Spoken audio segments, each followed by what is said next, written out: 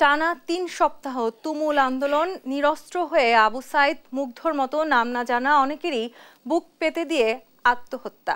আত্মহত্যা বলছে এই কারণে তারা কেউ আসলে বুঝতে পারেননি তারা মৃত্যুবরণ করবেন। যে সরকার আমরা গত ১৭ বছর ধরে দেখেছি, সেই সরকার এরকম নিরস্ত্র অসংখ্য ছাত্র জনতার বুকে গুলি করার জন্য আদেশ দিয়েছিলেন। সেই ধরনের একটি ভয়ঙ্কর পরিবেশের মধ্য দিয়ে আমরা যে নতুন বাংলাদেশ পেয়েছি, কিংবা ১.৫ দশকের কট্টর শাসনের পর আসলে আমরা যেভাবে অতিষ্ঠ হয়ে উঠেছিলাম, সেই অতিষ্ঠ হয়ে উঠতে উঠতে একটা সময় আমাদের প্রাণ দিতে হয়েছে। সেই প্রাণের মধ্য দিয়ে আবারও আমরা নতুন বাংলাদেশ পেয়েছি এক অন্যরকম বাংলাদেশ। সেই অন্যরকম বাংলাদেশের দায়িত্ব নিয়েছিলেন গত ৮ অগস্ট ডক্টর মোহাম্মদ ইউনূসের অধীনে নতুন অন্তর্বর্তীকালীন সরকার। সেই সরকারের আজ ১ মাস পূরণ হয়েছে। সেই ১ মাসে বাংলাদেশের মানুষের অত্যন্ত বেশি দাবি দেওয়া হয়তো ছিল, কিন্তু সেই প্রত্যাশাও আসলে অনেক বেশি। মানুষ অন্তত এখন স্বাধীন দেশের নাগরিক হিসেবে নিজেদেরকে ভাবতে পারছেন। সেই সব কিছু নিয়ে আজকে অন্তর্বর্তী সরকারের ১ মাসের এই বিশেষ দিনে আলোচনায় আমার সাথে মুখোমুখি আছেন আশরাফ কায়সার, সাংবাদিক ও রাজনীতি বিশ্লেষক। আপনাকে স্বাগত জানাচ্ছি আজকের রেজাজা সালেম নিবেদিত দেশ সাম্প্রতিকে। অনেক ধন্যবাদ। জি দর্শক, আমি তাসনিফা তন্নি থাকছি আজকের এই আলোচনায় আপনাদের সাথে। একটু যে জায়গাটিতে আসলে আমি শুরু করেছিলাম, যে টানা দীর্ঘ ১৭ বছর বাংলায় একেবারেই অতিষ্ঠ হয়ে উঠেছিল, এবং যে সরকারকে আসলে আমরা দেখেছি, তাদের কট্টর শাসন আমরা দেখেছি, নির্মমতা তো আমরা দেখেছি, সেখান থেকে আমাদের বেরিয়ে আসতে হয়েছে। সেই বেরিয়ে আসতে যিনি আমাদের হাল ধরেছেন, কিংবা জনগণ আসলে যাদেরকে বাংলাদেশের এই দায়িত্ব দিয়েছেন, তাদের উপর প্রত্যাশার ভার অনেক বেশি। সেই ভার কখনো কখনো হয়তো চাপেরও সৃষ্টি করছে। সেই চাপ আমরা কাটিয়ে উঠতে পারবো কিনা?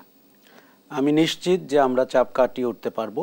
কেননা আপনি জানেন, নোবেলজয়ী বরেণ্য অর্থনীতিবিদ এবং বিশ্ববরেণ্য চিন্তাবিদ ডক্টর মোহাম্মদ ইউনূসের নেতৃত্বে আমাদের তত্ত্বাবধায়ক সরকার হয়েছে, অন্তর্বর্তীকালীন সরকার হয়েছে।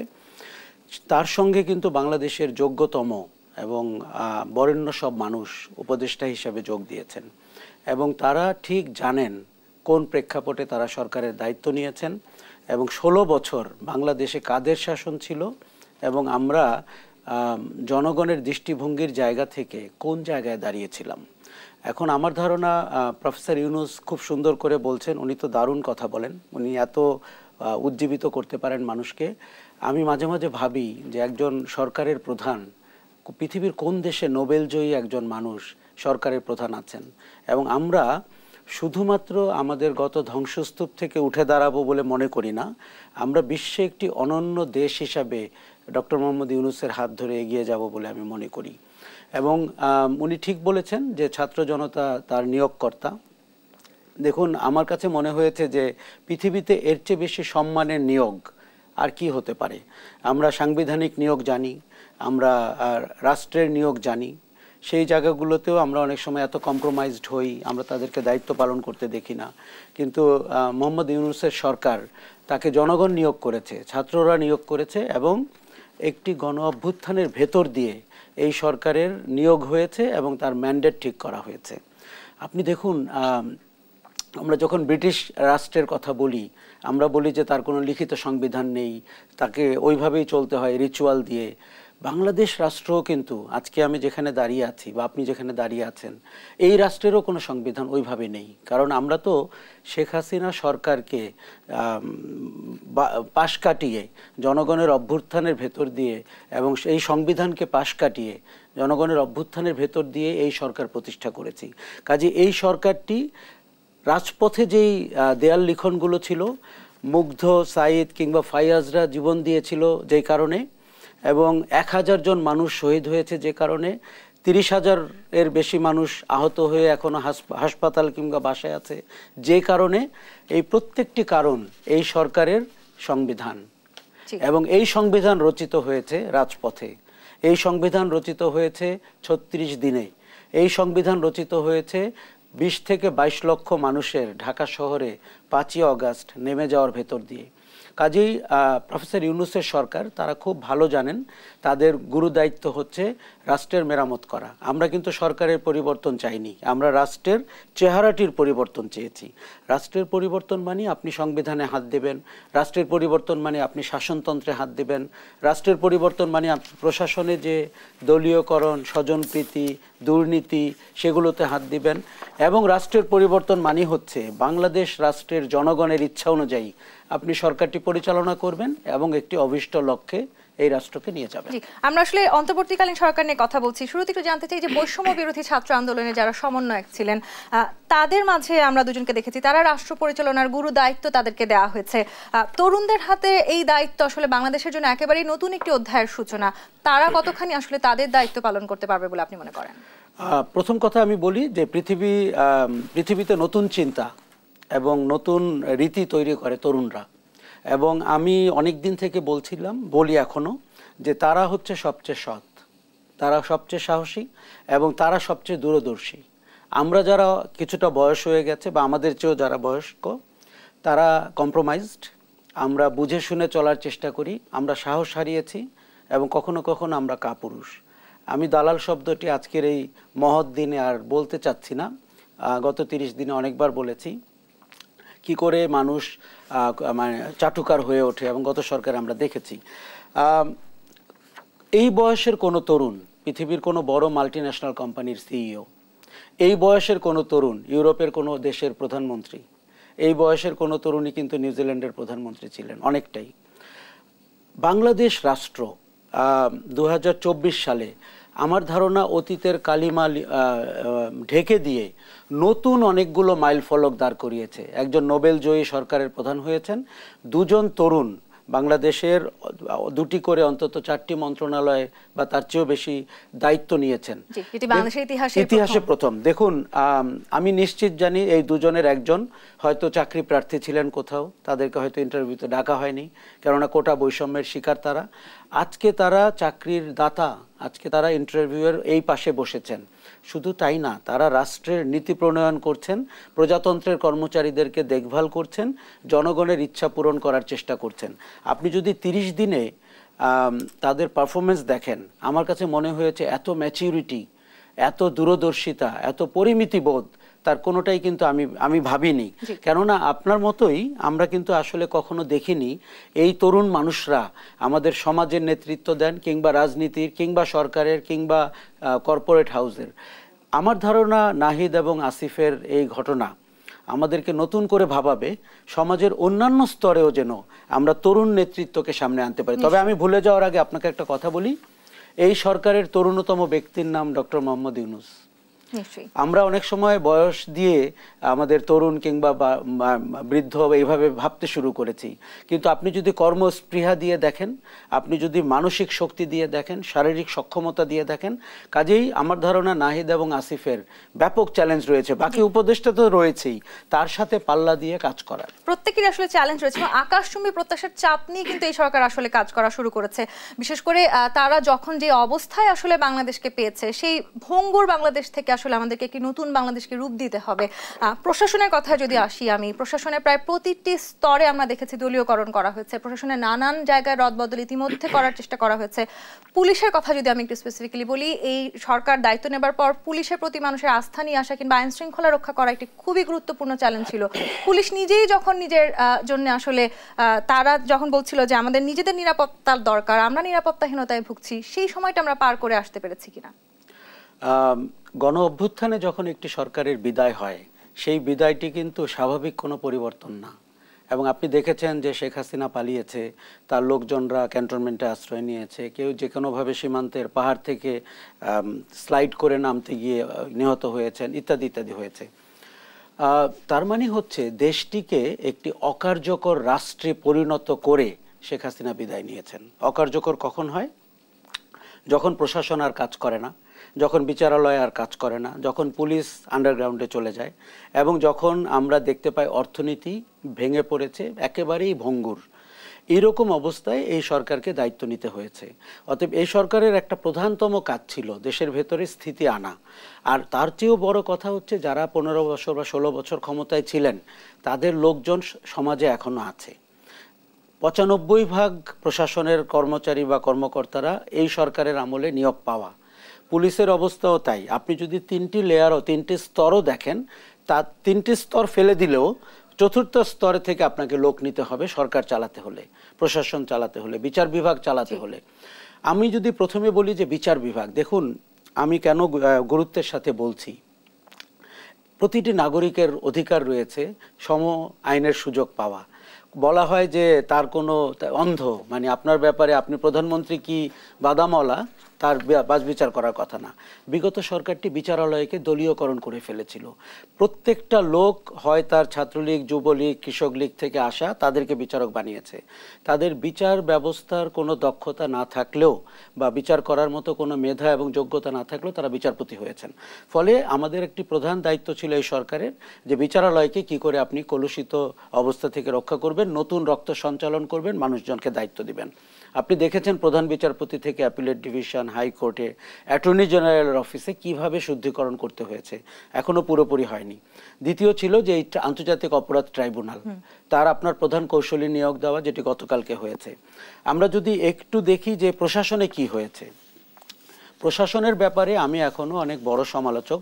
কেননা আমি মনে করি কষ্ট হলেও এবং নিচ থেকে দায়িত্ব তুলে দিলেও হলো, আগের যারা সহযোগী ছিলেন তাদেরকে প্রশাসন থেকে বিদায় করতে হবে। সেটি হচ্ছে যারা সচিব, অতিরিক্ত সচিব এই পদে রয়েছেন।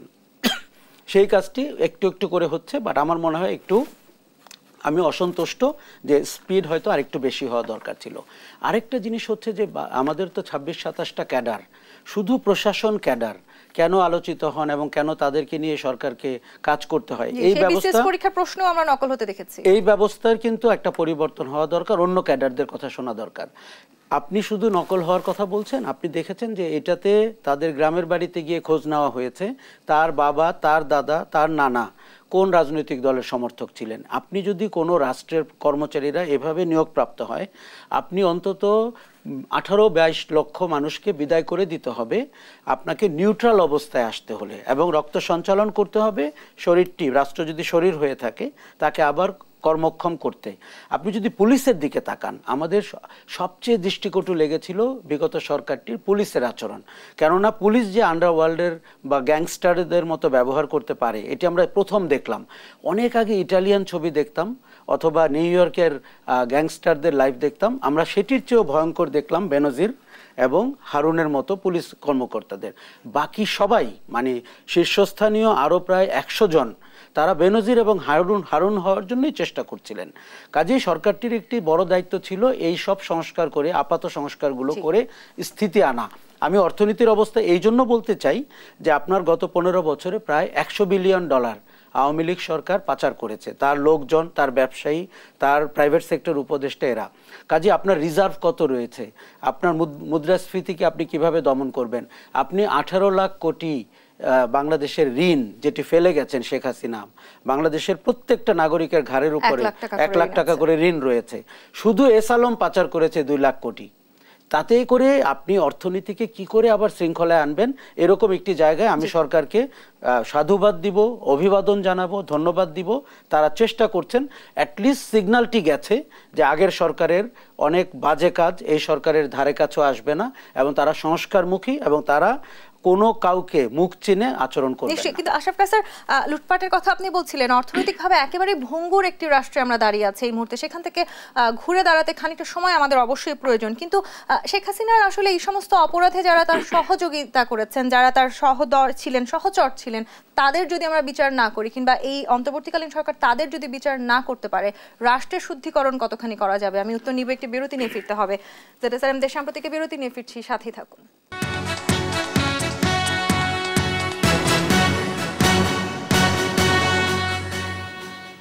ZSRM দেশ সাম্প্রতিক দেখছেন। আজকে আমরা আলোচনা করছি অন্তর্বর্তী সরকার 1 মাস নিয়ে। মুখোমুখি আছেন আশরাফ কায়সার। আশরাফ কায়সার, এই 1 মাসে আসলে এই সরকারের সামনে অনেক চ্যালেঞ্জ আমরা দেখেছি। সেই সাথে আমরা এটিও বলতে দেখেছি যে আসলে গত সরকার বাংলাদেশকে যে ভঙ্গুর অবস্থানে রেখে গেছে, সেখান থেকে বের করে নিয়ে আসাটা অবশ্যই কষ্টকর। কিন্তু শেখ হাসিনার এই ধরনের অপরাধে যারা সহযোগিতা করেছেন তাদেরকেও তো আমাদের খুঁজে বের করে শাস্তির আওতায় আনতে হবে কি না? একটা শরীর থেকে যেমন দূষিত রক্ত বের করে দিতে হয় মানুষকে সুস্থ করতে হলে, একটা রাষ্ট্রেরও তাই। আপনার বাংলাদেশ রাষ্ট্র থেকে দূষিত রক্ত বের করতে হবে। এটি খুব কষ্টের, এটি একবারেই হয়ে যাবে তা না, কিন্তু এই সরকারকে এই ব্যাপারে জিরো টলারেন্সে থাকতে হবে। সেই ক্ষেত্রে আপনি যেমনটি বলছিলেন যে যারা সহযোগিতা করেছে তাদেরকে আপনি চিহ্নিত করেন, তাদের বিকল্প দাঁড় করান এবং নিচ থেকে মানুষকে সামনে তুলে আনেন এবং তাদেরকে বিদায় করে দেন। আমি প্রশাসনের ব্যাপারে খুব সিরিয়াস, কারণ প্রশাসনের লোকরা রাজনৈতিক সরকারকে বিপদগামী করে, ভুলভাবে পরিচালিত করে এবং সব সরকারের সময় তারা বেনিফিট পেয়ে অভ্যস্ত। এই সরকারকে বুঝতে হবে যে তারা গণ অভ্যুত্থানের সরকার।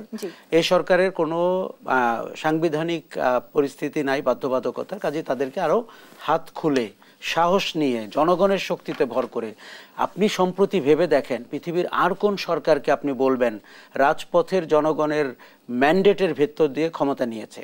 আচ্ছা, এবার আমি বলি যে আপনাকে অর্থনীতির মতো জায়গায় যেখানে আপনি দেখেন গত সরকারের 3টি বড় স্ক্যান্ডালাস সেক্টর ছিল, banking and finance, energy sector এবং আইসিটি, যেটাকে তারা ডিজিটাল বাংলাদেশ বলতেন। ব্যাংকিং অ্যান্ড ফাইন্যান্সে যদি আমি বলি আপনাকে শুদ্ধিকরণ করতে হবে একাডেমিকভাবে।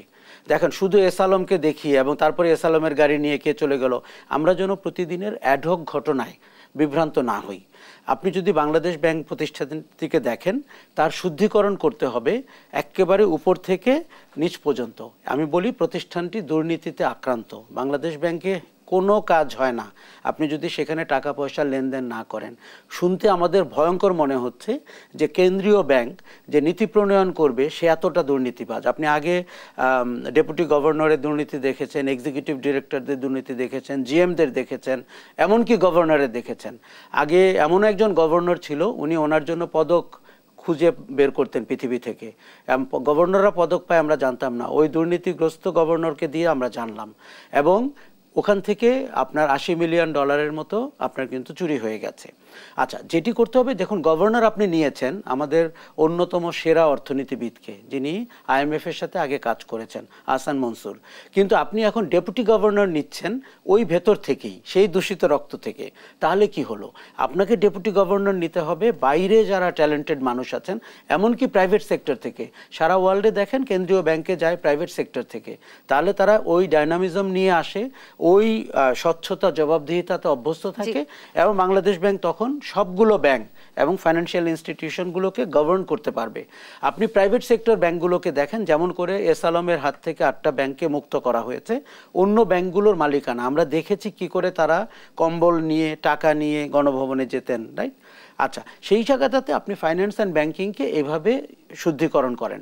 এনার্জি সেক্টর সরকারের অন্যতম চুরির জায়গা ছিল, সেখানে আপনি সাবেক প্রধানমন্ত্রীও যেখান থেকে আসলে টাকা চুরি করেছেন। সাবেক প্রধানমন্ত্রী কিন্তু ওই মন্ত্রণালয়ের মন্ত্রী, আর যে প্রতিমন্ত্রীটি ছিল ওনার দম্ভের কারণে ওনার কাছে কোনো কিছু জিজ্ঞেস করা যেত না, নসরুল হামিদ।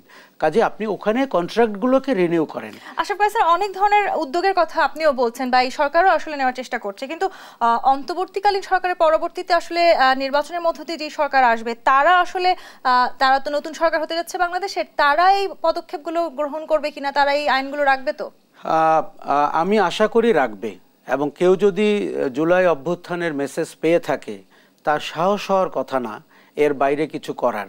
কিন্তু হিউম্যান বিংকে আমরা যতটা বুঝি তাদের লোভ হবে, সাহস হবে এবং দুঃসাহস হবে। সেজন্য যেটি করতে হবে, আপনি ধরে নেন রাজনৈতিক সরকার বা নির্বাচিত সরকার অনেক কিছু বরখেলাপ হবে, কথা রাখবে না। কাজে আপনি সংস্কারটির ফান্ডামেন্টাল জায়গাটা তৈরি করে ফেলেন যে অর্থনীতি এভাবে চলবে, রাজনীতি এভাবে চলবে, সংসদ এভাবে চলবে, সংবিধান এভাবে, আপনাকে সুস্পষ্ট রূপরেখা আসলে তৈরি করতে হবে। আপনি 20টি কাজ করবেন এবং 20টি কাজ দিয়ে আপনি বলে দিবেন বাংলাদেশ রাষ্ট্রের চেহারাটা এমন হবে, এই রাষ্ট্রেতে যারা শাসন করবেন তাদের চেহারাটা এমন হবে, ভোট গ্রহণ প্রক্রিয়া এমন হবে, প্রতিবার ভোটের সময় তত্ত্বাবধায়ক সরকার সংবিধানে সংযোজন করা হবে, এবং রাজনীতিতে যেন সবচেয়ে মেধাবী মানুষরা, তরুণ তরুণীরা, যারা প্রস্ফুটিত, যারা নতুন চিন্তার খোরাক দিতে পারেন, যারা চ্যালেঞ্জিং আইডিয়া দিতে পারেন, তারা যেন রাজনীতিতে যুক্ত হতে পারে, এমন একটি রাজনীতির পরিবেশ আপনি তৈরি করেন।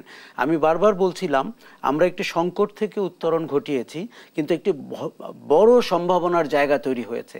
বাংলাদেশ যেন একটা উজ্জ্বল ইউনিক কান্ট্রি হিসাবে পৃথিবীতে আসে।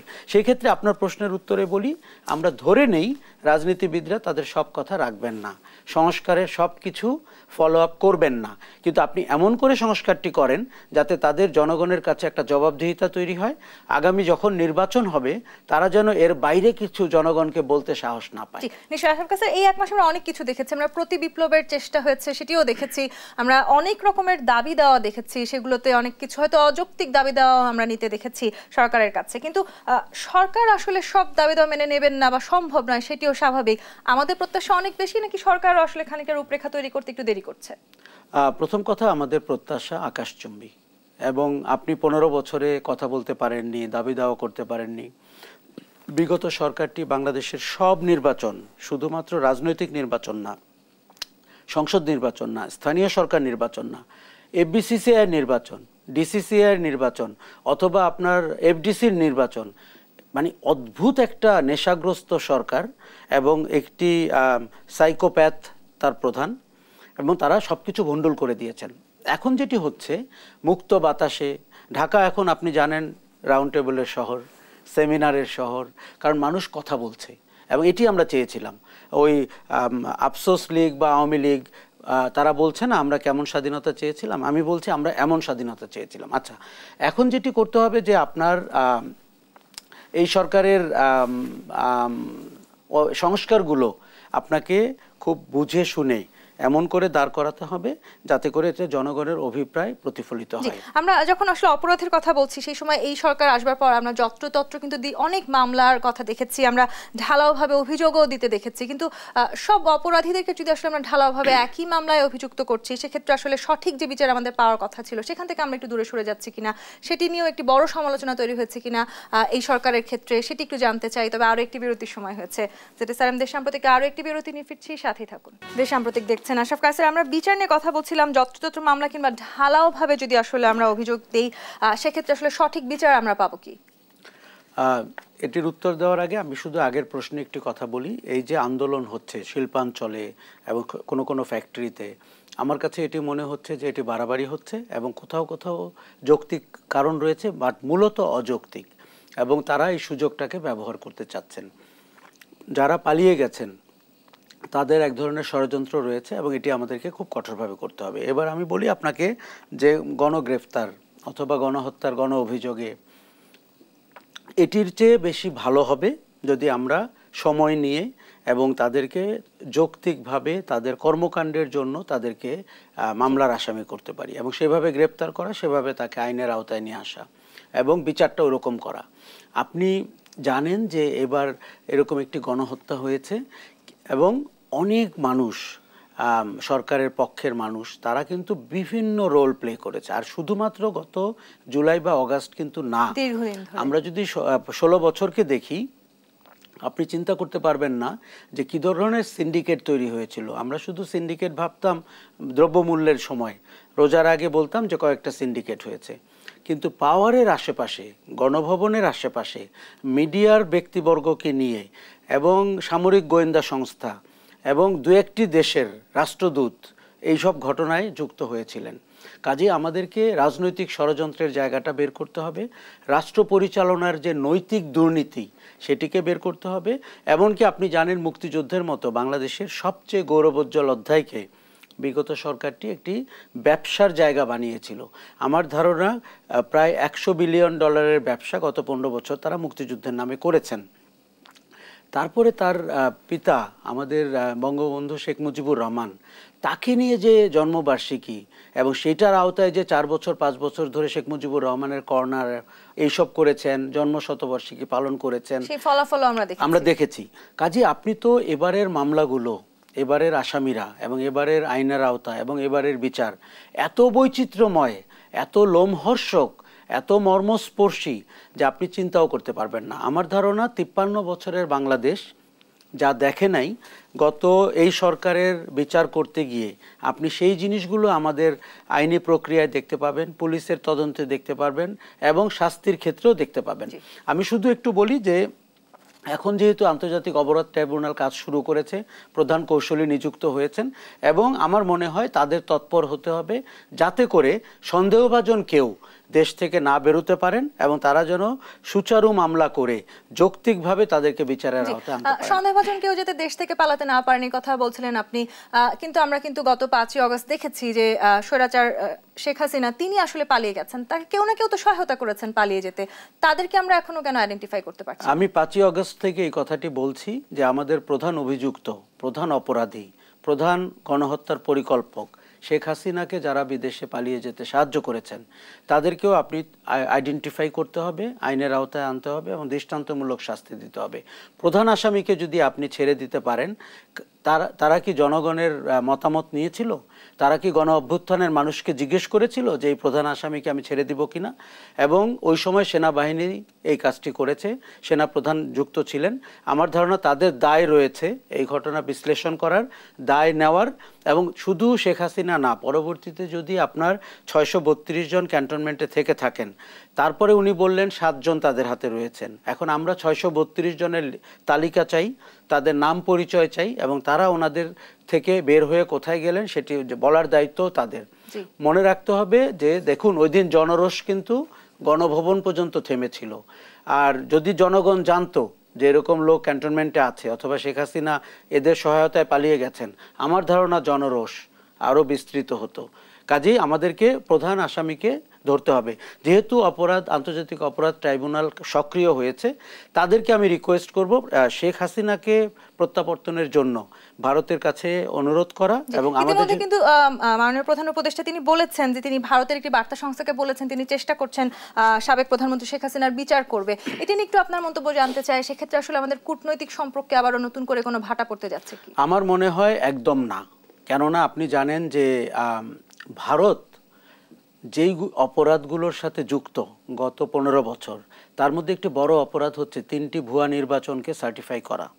তার মধ্যে একটি বড় অপরাধ হচ্ছে একটা ফ্যাসিবাদী সরকারের সঙ্গী হওয়া। যেই দেশটি পৃথিবীর সবচেয়ে বড় গণতান্ত্রিক দেশ বলে নিজেকে, সে কি আরেকটি দেশের গণতন্ত্র হরণ করতে পারে? আমরা আন্তর্জাতিক দরবারে যেতে চাই এটি নিয়ে। আমরা যেতে চাই আমাদের 54টি অভিন্ন নদী এবং সীমান্তে হত্যা। আপনি জানেন ফেলানি থেকে স্বপ্না, এই যে আমাদের মৃত্যুর মিছিল, ভারতকে জবাবদিহি করতে হবে। কাজেই ভারত এখন কিন্তু ব্যাকফুটে রয়েছে। ভারত তার কূটনৈতিক ব্যর্থতার মুখোমুখি, ভারতের গোয়েন্দা ব্যর্থতার মুখোমুখি। এখন ভারত আমাদের দেশের প্রধান অভিযুক্ত ব্যক্তিকে আশ্রয় দিয়েছেন। তাদের বলতে হবে উনি কোন কাঠামোতে, কোন ক্যাপাসিটিতে ভারতে আছেন। ওনার এখন ভ্যালিড পাসপোর্ট নাই, উনি এখানে গণহত্যা করে গেছেন, উনি 15 বছরের শোষণ করেছেন ফ্যাসিবাদী কায়দায়। কাজেই এটি কূটনৈতিক কোনো সংকট তৈরি হবে আমি মনে করি না। আমরা সরকারকে যেটি দেখলাম, প্রফেসর ইউনূস তো বলছেনই, এবং এই প্রথম কিন্তু আমরা সীমান্ত হত্যার প্রতিবাদ করলাম এবং এই প্রথম কিন্তু আমরা ভারতকে চোখের দিকে তাকিয়ে কথা বলতে দেখছি বাংলাদেশের সরকারকে। আমরা ভুলেই গেছিলাম যে একটি স্বাধীন সার্বভৌম দেশ এভাবে কথা বলতে পারে। আমার মনে হয় এটি আমাদের কন্টিনিউ করতে হবে এবং ভারতের এখানে অন্যথা হওয়ার তেমন কোনো সুযোগ নেই। এই যে আমরা সংস্কারের কথা বলছি, সেই সংস্কার করতে অবশ্যই সময় প্রয়োজন। অন্তর্বর্তী সরকারকে আমরা যৌক্তিক সময় দিতে পারবো কি আরেকটি সুষ্ঠু এবং সবাই অংশগ্রহণ করতে পারবে এমন একটি নির্বাচন পর্যন্ত? দেখেন, আপনাকে একটা কথা বলি, গণ অভ্যুত্থান হয়েছে কোনো নির্বাচনের জন্য না। গণ অভ্যুত্থান হয়েছে কাউকে ক্ষমতায় বসানোর জন্য না। গণ অভ্যুত্থান হয়েছে ফ্যাসিবাদীকে সরকারকে বিদায় করে রাষ্ট্র মেরামত করার জন্য। এই সরকারের কোনো বাধ্যবাধকতা নাই নির্বাচন। আমি এটি পরিষ্কার বলে দিতে চাই, আমার রাজনৈতিক বন্ধুরা অখুশি হবেন। সরকারের ম্যান্ডেট হচ্ছে রাষ্ট্র সংস্কার করা, রাষ্ট্র মেরামত করা, এবং নির্বাচনটি তারা কখন দিবেন? যখন নাকি রাষ্ট্র মেরামতের একটি পর্যায়ে এসে নির্বাচন দেওয়ার মতো পরিবেশ তৈরি হবে। এই সরকারের সময়সীমা নিয়ে যারা কথা বলছেন, আমি তাদেরকে বলতে চাই সংস্কারের তালিকাটি আগে দেখতে হবে এবং কোন সংস্কারে কতদিন লাগবে। আমি আবারও আপনাকে বলি, প্রশাসনে একজন প্রতিনিধিও যদি অবশিষ্ট থাকেন, আমি কিন্তু এই সরকারের উপরে অখুশি হব। কেননা আমার দাবি তাকে বিদায় করার। সেই ক্ষেত্রে আপনার নির্বাচন দেওয়া অথবা নির্বাচিত সরকারের হাতে ক্ষমতা হস্তান্তর, আপনি কোনো তাড়াহুড়ো করবেন না, কারো চাপে পড়বেন না। মনে রাখবেন, ছাত্র জনতা এখনও রাস্তায় রয়েছে, এখনও তারা চাইলে যে কোনো কর্মসূচিতে লক্ষ লক্ষ মানুষের সমাবেশ ঘটাতে পারেন এবং তারাই আপনার নিয়োগকর্তা। তারা নির্বাচনের জন্য ফ্যাসিবাদী সরকারকে বিদায় করেনি। নির্বাচন আমরা চাই, রাজনৈতিক নেতৃবর্গ দেশ শাসন করুন, কিন্তু কোন রাজনীতি আমাদের দেশ শাসন করবে তার চেহারাটি আমি নির্বাচনের আগে দেখতে চাই। রাজনৈতিক দলগুলো যদি তাদের সংস্কার না করেন, তারা যদি পুরনো রাজনীতি নিয়ে বেঁচে থাকেন, আমি তাদের কোনো ভবিষ্যৎ দেখছি না। আশরাফ কায়সার, আপনি গণমাধ্যম ব্যক্তিত্ব, আমাদের সময় প্রায় শেষ। সাধারণত দীর্ঘ 16-17 বছর ধরে আমরা এই ধরনের অনুষ্ঠান শেষ করেছি সরকারের ভালো কথা শুনে। একটু আজকে আমি এই জিনিসটাকে রিভার্স করতে চাই। এই 1 মাসে সরকারের বেশ কিছু ভালো কাজ রয়েছে, কিন্তু নিশ্চয়ই এমন কিছু কাজও রয়েছে যেটা নিয়ে আসলে আমাদের সমালোচনা করার জায়গা আছে। আপনার কাছে এই 1 মাসে সরকারের কোন কাজকে অনাকাঙ্ক্ষিত কিংবা খুব একটা ভালো হয়নি বলে মনে হয়েছে? দেখুন, সরকারের অতিকথন আমার ভালো মনে হয়নি। সরকারের কেউ কেউ কথা বেশি বলছেন, আমরা তাদেরকে কাজে দেখতে চাই। আমরা এদেরকে আগের মন্ত্রীদের মতো আরামায়েশ, বাংলোর ছবি, হেয়ার রোডের ছবি কেউ কেউ পোস্ট করেছেন, আমরা সেটি দেখতে চাই না। এবং আমরা দেখতে চাই না তারা অতিমাত্রায় মহানুভব হয়ে ওঠেন, যে শেখ হাসিনাকে ফিরে এসে তার রাজনৈতিক দল মেরামত করার উপদেশ দেন, এটি আমরা দেখতে চাইনি। কেননা আমরা মনে করি যে একটি ফ্যাসিবাদী শাসন 30-40 এমনকি 50 বছর পরে তার রাজনৈতিক দল কার্যক্রম শুরু করতে পারে, তার আগে না। আচ্ছা, আরেকটা জিনিস আমরা দেখতে পাচ্ছি না, তাদেরকে আরও কঠোর হতে হবে অর্থনৈতিক ব্যবস্থা পুনরুজ্জীবন করার জন্য। তাদেরকে আরও সাহসী হতে হবে সংস্কারের কর্মসূচিগুলোকে এগিয়ে নেওয়ার জন্য। তবে যেটি আপনাকে আমি বলতে চাই, যেটি না বলে আমি শেষ করতে চাচ্ছি না, যত মানুষ মারা গেছেন, প্রায় 1000 জন মানুষ, তাদের সাথে যৌক্তিকভাবে তাদেরকে ক্ষতিপূরণ দিতে হবে, আবাসনের ব্যবস্থা করতে হবে এবং দৃষ্টান্তমূলক ক্ষতিপূরণ দিতে হবে। বাংলাদেশ রাষ্ট্র যেন মনে রাখে এখনও 30,000-এর মতো আহত রয়েছেন, তারা প্রত্যেকে তাদের পকেটের টাকা দিয়ে চিকিৎসা করছেন।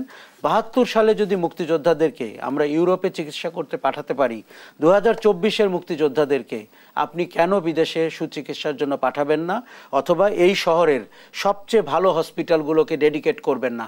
একটি হসপিটাল আপনি ছেড়ে দেন, টারশিয়ারি হসপিটাল, যেখানে এই গণ অভ্যুত্থানের মানুষের চিকিৎসা হবে। এই জায়গাটিতে আমি সরকারকে 10-এর মধ্যে 2ও দেব না। আশরাফ কায়সার, অসংখ্য ধন্যবাদ আজকের এই বিশেষ দিনে আমাদেরকে সময় দেওয়ার জন্য। দর্শক, আগামী দেশ সাম্প্রতিক দেখবার আমন্ত্রণ রইল। ধন্যবাদ সাথে থাকার জন্য।